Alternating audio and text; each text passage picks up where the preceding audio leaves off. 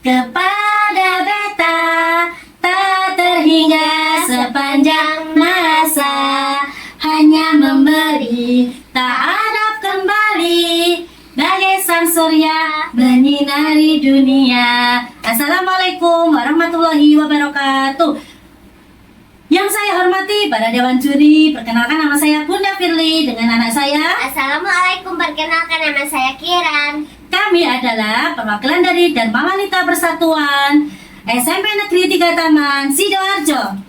Pada kesempatan kali ini, kami akan mendongeng dalam rangka Lomba Mendongeng Dharma Wanita Persatuan Kabupaten Sidoarjo dengan judul Legenda Batu Menangis. Apa itu Bun legenda batu menangis? Oke, Dek, dengarkan Bunda bercerita ya.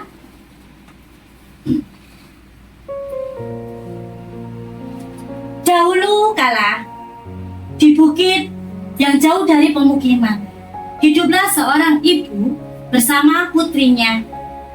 Keseharian ibu itu adalah bekerja menanam sayuran yang akan dijual di pasar setiap hari.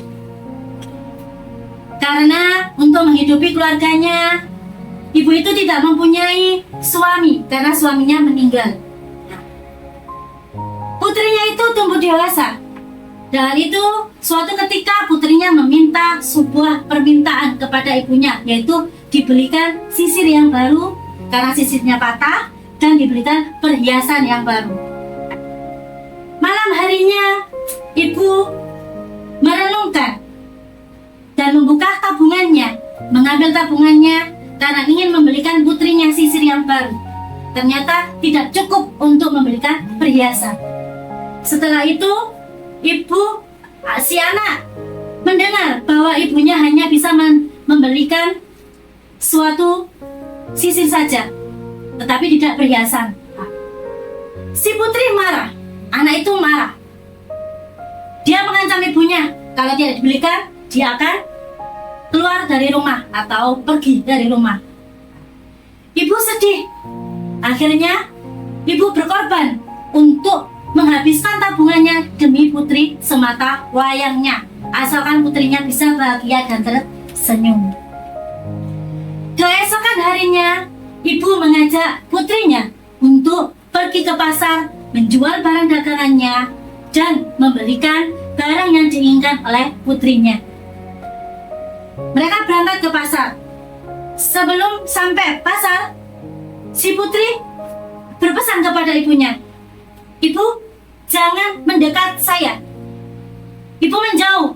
Saya malu punya ibu yang jelek dan lusuh." Setelah itu, si putri meminta uangnya. "Mana uangnya? Biar saya sendiri yang membeli perhiasan itu beserta sisirnya." Ibu bersedih. Kemudian si anak tiba di pasar dan si anak membeli perhiasan itu. Setelah membeli perhiasan di toko, si ibu menghampiri anak itu dan bertanya, "Nah, apakah sudah kamu beli apa yang kamu inginkan, perhiasan dan sisir?" Kemudian si penjual bertanya, "Apakah itu ibumu?" Kemudian si putri menjawab, "Bukan. Siapa bilang dia ibu saya? Ibu saya lebih cantik dari wanita itu. Wanita itu sudah tua jelek." Kemudian si putri sudah membeli sisir dan perhiasan itu. Mereka pulang. Di tengah perjalanan, si putri tetap tidak mengaku ibunya, tidak mau berdekatan dengan ibunya. Tetap ibunya disuruh menjauh dengan alasan dia malu punya ibu yang jelek dan lusuh, tua sudah ya. Kemudian ada seorang pemuda yang datang menghampirinya, bertanya, "Hai Nona," menyapa putri itu, "cantik sekali parasmu. Kamu berbeda dengan wanita yang ada di sekitar sini. Kamu berbeda. Di mana tempat tinggalmu?" Kemudian ibu mendekat karena khawatir putrinya dikerumuni oleh pemuda itu. Mendekat. "Ada apa? Siapa itu, Nak?" siapa? Kemudian si putri menjawab, jangan ada yang sombong dan durhaka. Sudah, cukup. Di situ. Kamu di situ. Kemudian pemuda bertanya, apakah itu ibumu? Si putri tetap menjawab, tidak mengakuinya. Dia bukan ibuku. Dia adalah wanita yang bukan siapa-siapa. Dia pembantuku. Sejak itu, si ibu merasa sedih dan menangis terisak-isak. Ibu lumpuh, menangis memohon kepada Tuhan. Ya Tuhan, ampunilah dosaku. Ya Tuhan, ampunilah.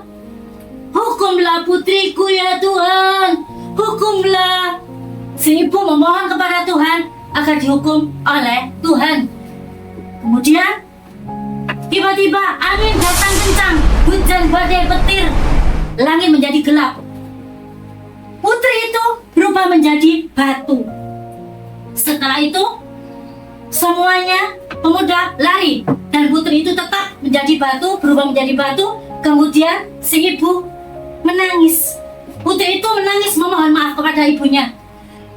Ibu, mohon maaf, ampunilah aku. Tapi Tuhan berkehendak lain.